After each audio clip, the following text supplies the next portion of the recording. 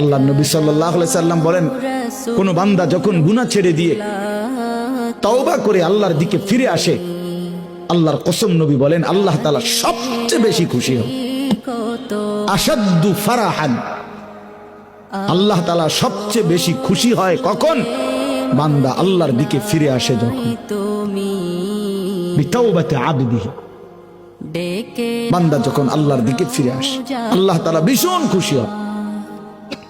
গুনার নাফরমানের জিন্দেগি ছেড়ে দিয়ে আল্লাহর দিকে যখন ফিরে আসে, আল্লাহ তাআলা তখন 7 আসমান সাজিয়ে দেয়। ফেরেশতাদেরকে বলে, আসমান সাজিয়ে দাও, জান্নাত সাজিয়ে দাও।